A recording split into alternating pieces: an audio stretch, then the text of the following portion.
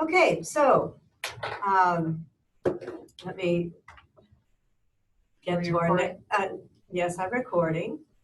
And what I need to do is stop the video and get to the next slide, which is, oh, excuse me, no, we're still on this first slide, too hard, too soft.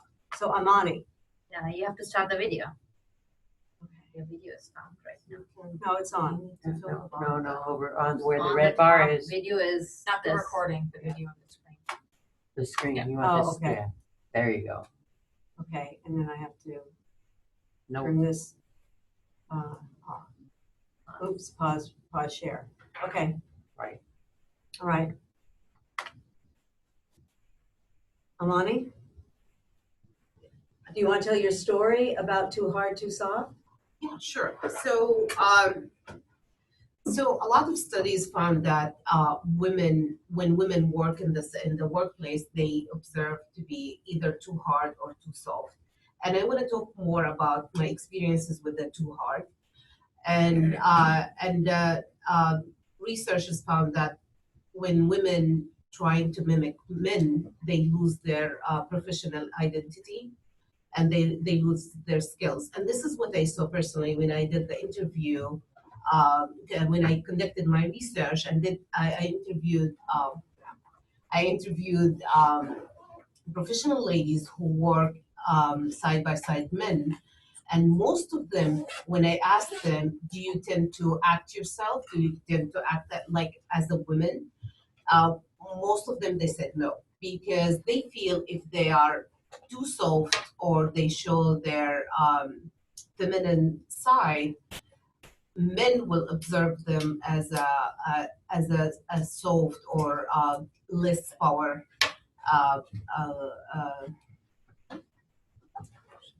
less power pair, and then they don't trust him in the work. That's why they feel like they have to be aggressive. They have to be and sometimes they become more aggressive, and they become like, we see men are less aggressive than women. And that because women think if they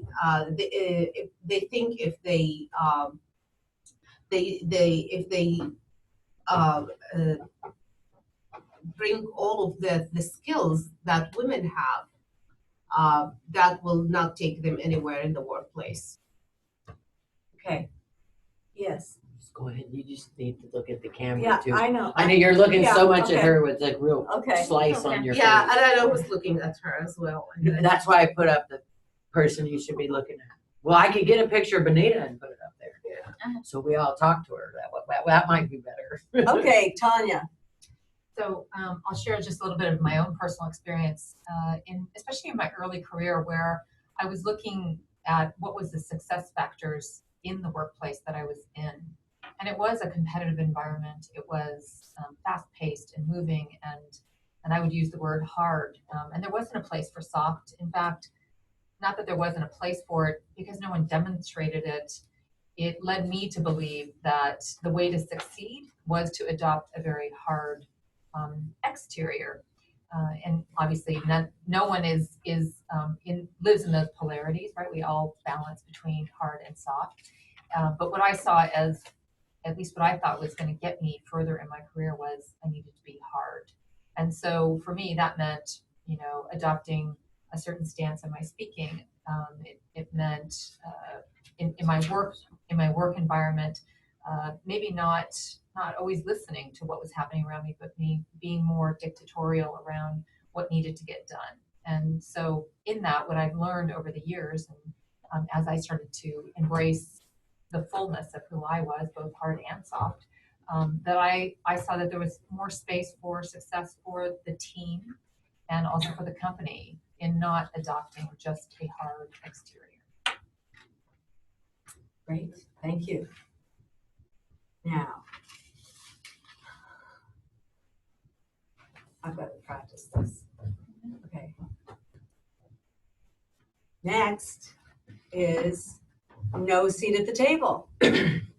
Okay, so Ava, you're going to speak on that? Sure, a couple of things. You want to Yeah. start the video again? And you switch your back, yes. So I wanted to speak from an example, the experience I've had in the past when I co-founded a company with, where all my co-founders were men. And not only the co-founders, but also the board of directors, advisors, everybody else, and the senior management was primarily men. And whenever we would have anything celebratory, the reaction would be like, okay, look, let's go get a beer. And I personally don't drink beer. So either for me, it would be like finding a way not to go in the beginning, or else it was like, go there, but feel awkward about it internally. And after it happened once or twice, I changed my own tactic and said, yes, I would love to go but let's change the venue and let's figure out something else. And the reaction from everybody was like, absolutely, where will you suggest we go? So it was my own learning also, is like sometimes as women, we sit back and not do anything about it. It's our assumptions too. And that comes back to the elephant in the room, is acknowledging it, okay, it's there and I can do something about it. And that's what becomes empowering. Because after that, we continued working together very well. Great. You might want to say, change it from a bar to a restaurant. You know, I don't know whether that's relevant or not, but It didn't, because the real story was that instead of going to the place which only did beer, actually I was okay with the bar. oh, okay, I was not okay with going for just beer. just Okay, beer place. So I Okay. don't want to say too much Yeah, to lead sure. into all that. All as Yeah. that is, let's choose a different way. Okay. Okay. okay, okay. So here, again, I have to stop, Zoom share, and the next section in Elephant in the Valley was on unconscious bias. 88% have experienced clients or colleagues address question to male peers that should be addressed to them. I know, Karen, you have that story. Do you want to fill us in on your experience? I'd love to, Benita, as you switch back to the Yeah. video. So I've had numerous instances of this occur, and I've seen a variety of responses to it. Getting up and giving a presentation, technical presentation, and I've had customers ask my boss, who's also in the room, questions about information that I just presented. And like I said, I've seen this happen a couple of different ways. In several instances, when I first started my career, I had a boss that was very, I don't know what the right word is, was very aware and wanted to build his employees up, whether they were men or women. And he would say, well, you know, Karen is the expert in this area. Why don't you ask? Why doesn't she answer?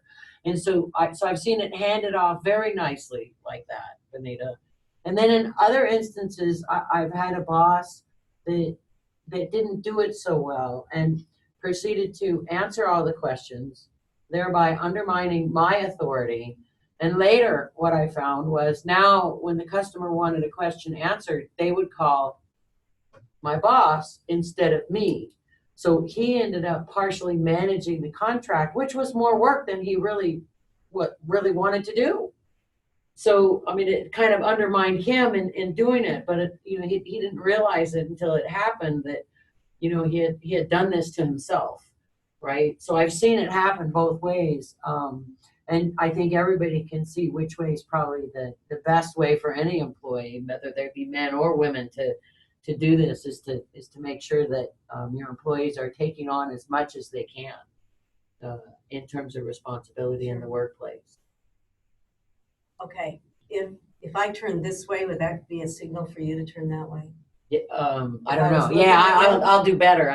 You're right. It's hard you want to look Yeah, at you yeah. since you asked the question. Yeah. I'm going to put your face up there. I'm going to get a picture Okay. to put you up there. Okay, and Abba, you have an example too. Yeah, very quick example and experience observation is like right here in Silicon Valley and going for business networking meetings. I've had actually not once but 2 or 3 times where I've met people and before they've asked me what I do, the question has come up as, so what does your husband do? So which has always been very surprising and it's an unconscious bias. I don't think people think about it that irrespective you're meeting somebody, how do you ask that question? Great. Okay, and the final slide is 75% were asked about family life, marital status, and children in interviews. The impact of family, of course, this is. Now, Tanya, you were going to comment on that. Oops. All of a sudden, I don't know, I'm not using the, let's see. There you go. Go ahead, Tanya, you're on. What am I gonna say? That's your problem, honey. Exactly. You know, I think this is a big issue. There is a belief that if you're a woman, that somehow if you have a family, that you're limited in your capability and your contribution to a company. And I did work for a company at one time where the CEO would always ask me when I was interviewing people, and I was recommending someone be hired if it was a woman, is she married?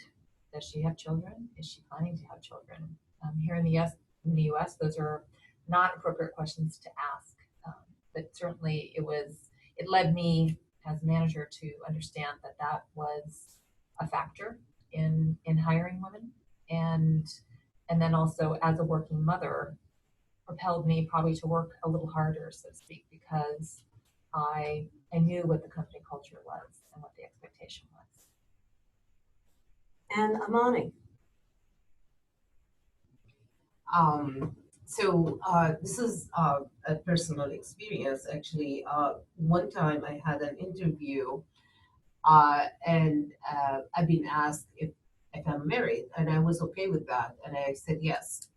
And then the person who was interviewing me, he asked me how many children do I have, and am I planning in having more? And I wasn't okay with that because it was kind of a personal question. And then he asked me if my husband will allow me to travel for my work. And in that point where I left the room. I understand. I think you might want to add how you felt about that. Yeah. Not just I left the room, because that's kind of, I stormed out. Leaves Yeah. that message, and I don't think you I want to did. leave that. I told him, I mean, it was in back home, but I don't want to bring that to this house because it's Okay, gonna okay. take us, In a different place. Okay. in a different place because we still need the permission to come from the guardian. So. But I understand about like how I gave the example of, how it for me, what it felt like, I had to work hard. Is there anything you're having that? Should have interviews. Yeah, I don't know. No, but it's a wonderful interview. It's a really different experience. Yeah, I think it's actually very good. Yeah, I mean, it's global. This is for a global audience. We're supposed to be talking about solutions, and if you have solutions. Yeah. That's I was thinking about that placing this slide before about too hard to solve, and I think I'm not gonna talk at the beginning about the losing the identity stuff. We can talk about that in the solution actually. Yeah. And so just to talk in general about the interview and the experience, what I saw, and then this is great. I like it. Okay. All right, now, I just wanted to see if we had another, we don't have another, No, there's It's just the 4 family. questions. That's it, okay. We- Okay, So you're aware we're not doing the sexual harassment questions. We decided to just pick 4. So when you do the introduction, you say we picked a sampling of the survey, okay, right? We're not talking about everything. okay, all right. I'll have to remember that, okay. So, coming back to,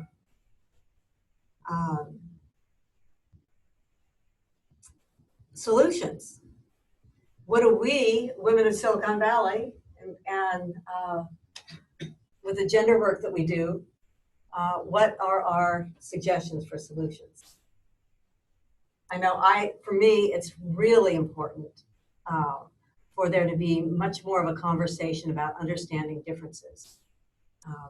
Just one example having to do with family. I think that a lot of the more, what I call the individualistic lens prioritizes.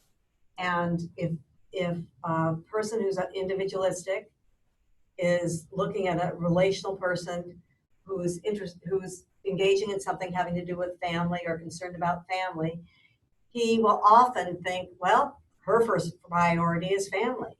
Whereas I see relational people as integrating, that we don't have to say one thing is a priority.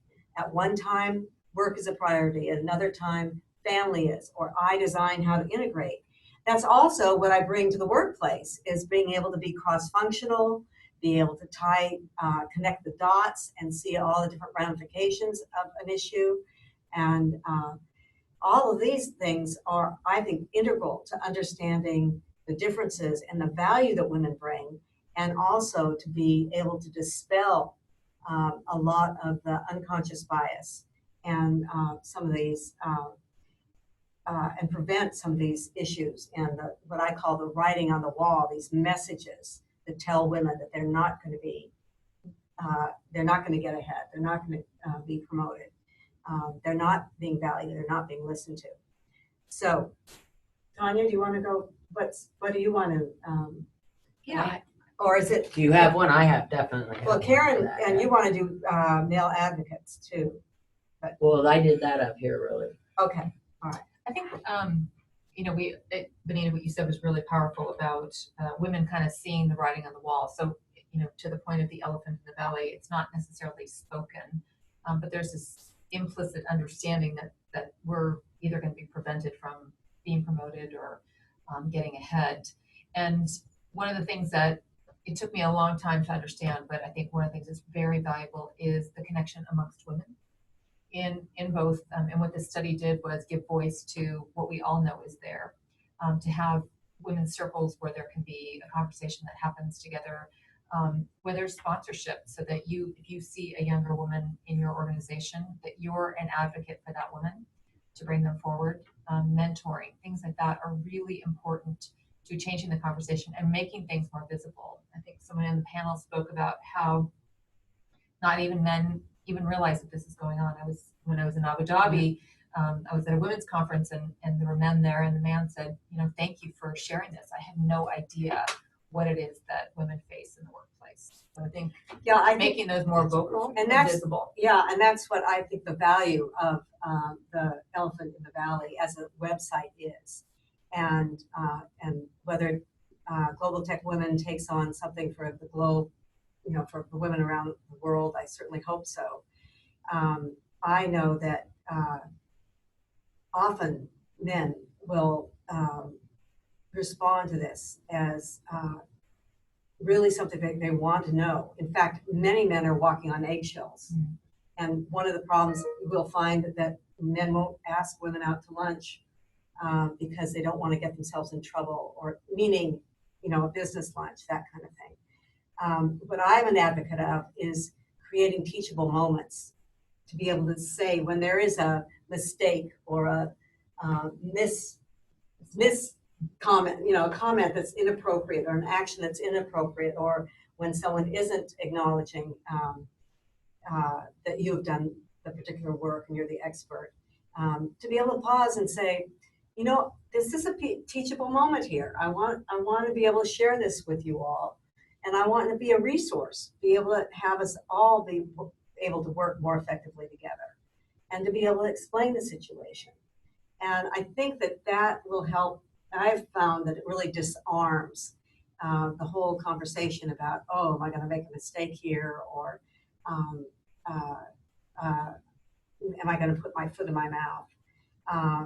And it actually, I have over and over again seen women become allies for men out of this. Some women are actually concerned that if they talk about these issues, not as an issue, but like, and I encourage you, make it a teachable moment, that then the guys will start turning to you to check with you about things. And that's very powerful and very wonderful. It really makes a difference. So I encourage people. Often we think we only have two options: to either hit them over the head with a frying pan or let it roll off our backs. And I say, take the education way. And that's what I encourage people to do. Ava? I agree with you, and actually also taking from what Tanya said. And for me, it starts with first thing is the self-awareness. Again, going back to acknowledging what's happening there, being aware of what we are doing first, and then starting from our own actions, because that's what we have the most control over is our own action.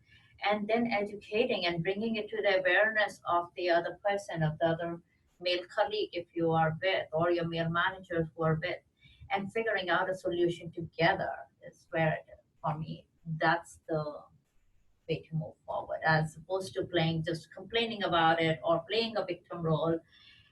That doesn't help us or the organization or the team. It is moving beyond that. And that is the solution part for me is, okay, once we've acknowledged something, how do I move beyond that? It has to start from that I and then go into the we. Karen? You know, Benita, this is interesting, having spent many years in corporate America and having gone through many training programs. I mean, I think this is an area where a little bit of education goes a long, long way. And I think it's time for corporate America to spend some money to create an environment where these conversations can take place and where people can help other people understand what is happening in the background, because it's clear that it's not clear to people what's going on frequently. And so the first step in acknowledging the elephant is to say, there's the elephant. And that's very difficult because socially we've all been trained to not talk about that, right? So I think by bringing in outside sources and by helping people see it, it immediately becomes, their course of action may immediately become clear. The problem is if they're not seeing it. And even to Ava's point, the self-awareness, if you don't see it, you don't see it, right? So how do we bring that self-awareness about in a safe environment where people don't feel attacked, where men aren't walking on eggshells? I think that's critical, that as a first step moving forward in business today to get the chain rolling. And then I think we also need to develop a new language around this, because we haven't talked about it. It hasn't been discussed. And so many of us don't know how to talk about it. And so I think educating people and providing them a language, giving them a safe environment are all keys to making this move forward. So we are talking about it, because each person is unique and different. And that's a piece of the learning that we all need to do. Thank you. Amani? So I'm going to talk about 2 points. First one is women are rewarded with set of skills that they have to bring up and they have to show in the workplace. They don't have to hide anything. They have to be authentic about their leadership style. And because if the workplace lose these skills, they will lose big thing. And women has to know that, and they have to stand up by themselves and their skills.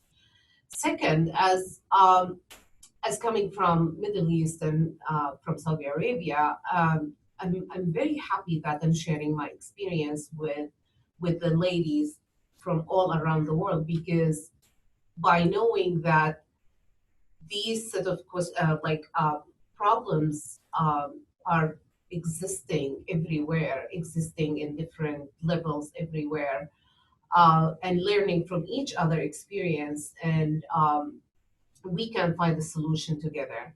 This is bringing awareness, bringing understanding, and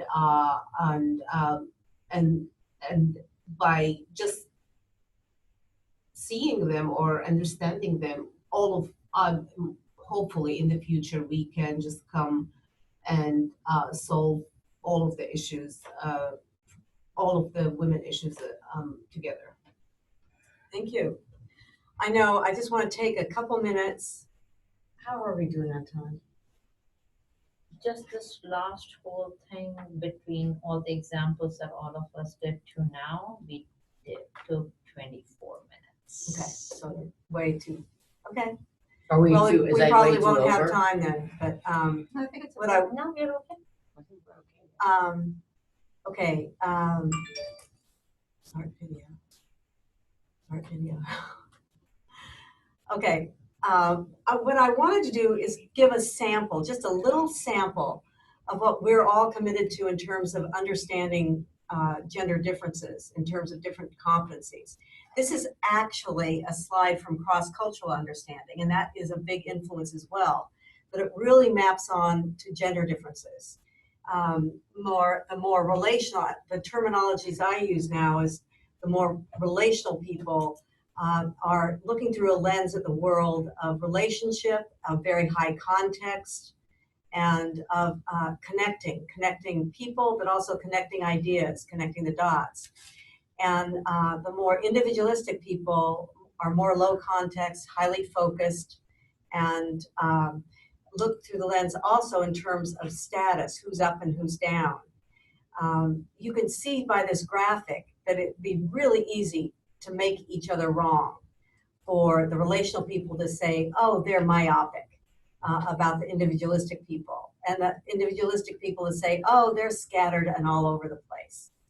And so I just wanted to give you the difference of the visual differences is, this particular slide is about a conversation and what you see in a conversation, but it could be the whole world. And one of the things that I like to connect this to is this whole idea of what I mentioned earlier of often when I bring up the word fire preventer as a contrast to firefighter, often women identify, more relational people identify with being a fire preventer. But do we talk about being a fire preventer? Do we point out what that means?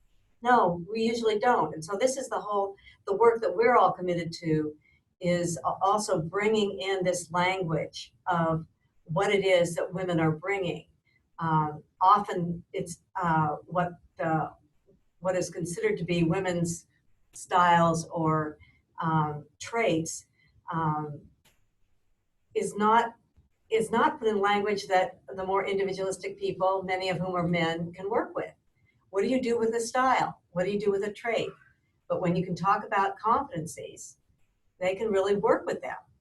And it kind of turns everything on its upside down from from looking at the unconscious bias to almost a positive, a reinterpretation of what these what relational people bring. And I'd like to just take a minute for each one of you to describe one of those things that you bring to your work, that we as relational people often don't articulate. That's my surprise. I didn't think about it. Okay, so Tanya, are you up for it? Using our distinctions. Yeah. I think it built on a little bit what Karen said, right? This idea of being able to have a new context and a new language to be able to relate to other people and to see it. And it's a little bit what I talked about before in the too hard, too soft, is that no one usually is one or the other. And so for me personally, in my own awareness of my leadership styles, there are times when being very purposeful and being very direct and being trying to get things done, get to the point is needed, and that's a more individualistic style. And then there are times where, perhaps in a brainstorming session, where if I was so narrow, I would lose the opportunity to gather the innovation from a team. So I would choose a more relational style where I'm looking for the larger context of what's happening either in the room or to really call out the brilliance of who is in the room and what they have to offer. Great. Karen, you have something? I think building on what Tanya said is, as I grew up through the ranks into more higher manager positions, I became acutely aware that when presenting to executives, you had to get to the point, and it's a learning experience for younger people to say that you actually need to start with the answer and then do any explanation that's required. And frequently you will not have the opportunity to explain because they got it and they've moved on. And I had to learn to flex my style.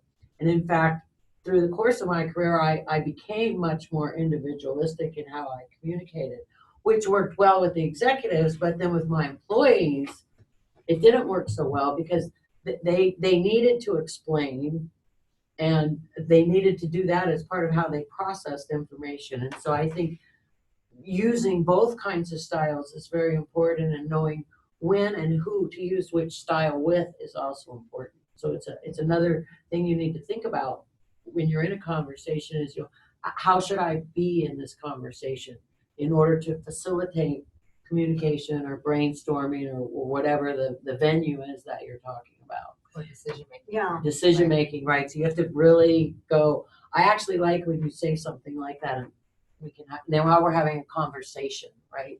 So I think that's really important to flex your style and be aware so that you know when to move.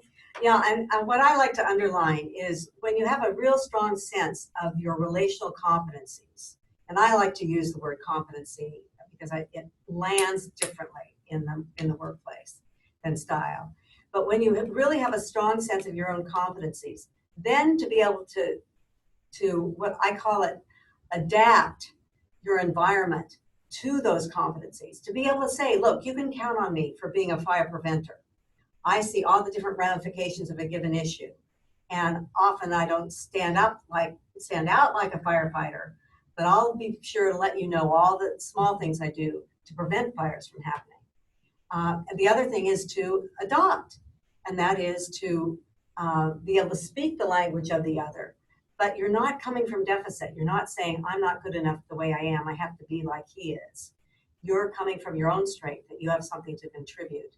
And to be able to speak it in their language is a reasonable thing to do without having to take yourself away from yourself.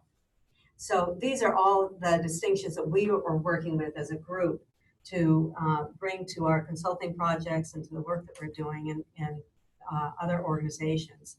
And we invite you to let us know if there's anything that we can further contribute to any particular situation that you're dealing with. And any closing statements, anyone? Before we go to questions? Oh, so that's a good place to ask for questions. Yeah. One thing that I would add is, this isn't just for hypothetical purposes. This is really in fulfillment of increasing women's contribution in the workforce, retaining them, right? Retention, like you talked about at the beginning. Also increasing productivity on teams. It's not to say that men and the way they contribute are wrong. There's nothing wrong with that. But how much better could a team be if all the views of a team were appreciated and allowed to contribute? And Global Tech Women still has the panel available that I did on engaging men and getting their perspective on this. And I would add to it, having co-founded two companies, one being a very female-centric and one being very male-centric.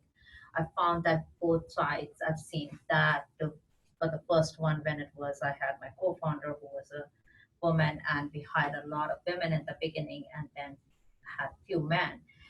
We as women had to shift so that it was a mutually respectful environment for the men and figure out how to work most effectively with them.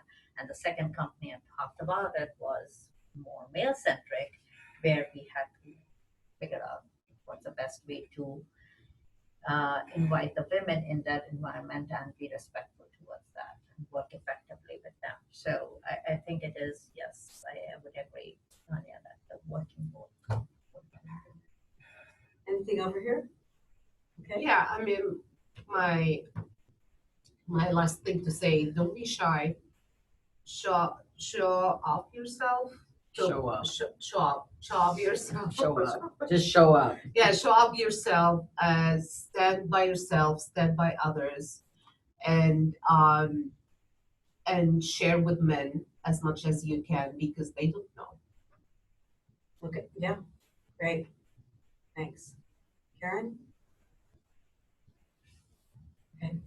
Oh, sure. I'll drink Okay, something. well, I think that's fine. I think that's it. Stop recording.